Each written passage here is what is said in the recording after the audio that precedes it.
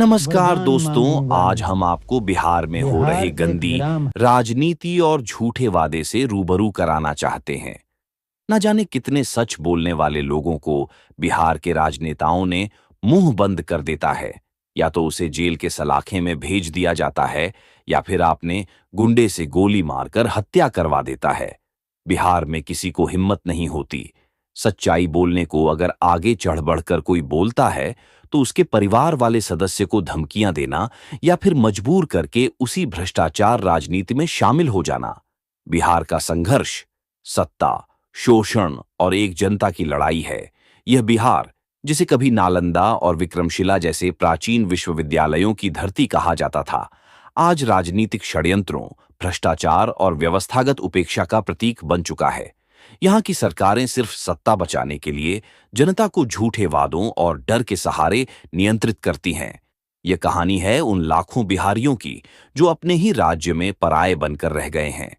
पलायन मजबूरी नहीं, सरकारी विफलता। बिहार से हर साल लाखों लोग रोजगार की तलाश में पलायन करते हैं। इनमें 70% पुरुष और 25% महिलाएं शामिल हैं, जो दिल्ली, पंजाब, मुंबई या फिर सऊदी अरब, कुवैत जैसे देशों में मजदूरी करने को मजबूर हैं। कारण, बिहार में न तो उद्योग हैं, न ही कृषि को लाभकारी बनाया गया है और न ही सरकारी नौकरियों में भ्रष्टाचार कम हुआ है। जब युवा रोजगार की मांग करते हैं तो उन्हें पुलिस द्वारा भागो दौड़ो, नौकरी नहीं है कहकर प्रताड़ित किया जाता है। कई बार तो छात्रों को सड़कों पर दौड़ा दौड़ा कर पीटा जाता है, मानो बेरोजगारी उनका अपराध हो। भाषा और पहचान का संकट। बिहारी होना अपराध क्यों? बिहारी मजदूरों को दूसरे राज्यों में हिंदी न बोल पाने पर प्रताड़ित किया जाता है। क्या यह भारत का संवैधानिक अपमान नहीं? जबकि दिल्ली, मुंबई जैसे शहरों का विकास बिहार के मजदूरों के खून पसीने से हुआ है, वहां उन्हें बिहारी कहकर अपमानित किया जाता है। वहीं बिहार की पुलिस भी कम नहीं। उच्च पदों पर बैठे अधिकारी निचले रैंक के कर्मचारियों पर अत्याचार करते हैं। कई मामलों में महिला पुलिसकर्मियों के साथ शारीरिक शोषण की शिकायतें सामने आई हैं।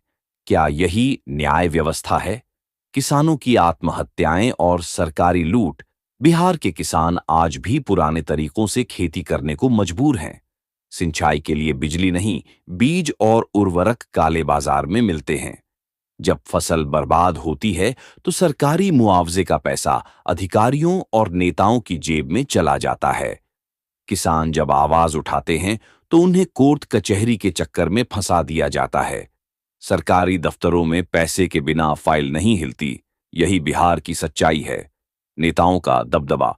जहां अधिकारी नहीं, नेता हुक्म चलाते हैं, बिहार में नेता ही असली प्रशासक हैं। आरजेडी के विधायक सरकारी जमीन हड़प कर मॉल बनवाते हैं। जेडीयू के नेता टेंडरों में हेराफेरी करते हैं। एसडीएम और डीएसपी जैसे अधिकारी नेताओं के इशारों पर काम करते हैं। एक ताजा उदाहरण, 2023 में एक आईपीएस अधिकारी ने नेताओं के दबाव में आकर निर्दोष युवकों को फर्जी मामले में फंसाया। महिला थाना प्रभारी पर एक विधायक ने अनुचित दबाव डाला, जिसके बाद उसने तबादले की मांग की। शिक्षा और स्वास्थ्य। खोखले सपने। सरकारी स्कूलों में शिक्षक गायब।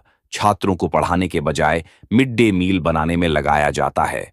अस्पतालों में दवाइयां नहीं, डॉक्टर्स प्राइवेट क्लिनिक चलाने में व्यस्त। साथ निश्चय योजना सिर्फ कागजों तक सीमित, जमीन पर कोई असर नहीं। निष्कर्ष, क्या बदलाव संभव है? बिहार की जनता अब जाग रही है। सोशल मीडिया पर अत्याचार के वीडियो वायरल होते हैं, युवा आंदोलन कर रहे हैं। लेकिन सच्चा बदलाव तभी आएगा जब सरकारी नौकरियों में भ्रष्टाचार खत्म होगा, किसानों को उचित दाम और सिंचाई सुविधाएं मिलेंगी। पुलिस और प्रशासन नेताओं के गुलाम नहीं, जनता के सेवक बनेंगे। बिहार बदलेगा तभी भारत आगे बढ़ेगा।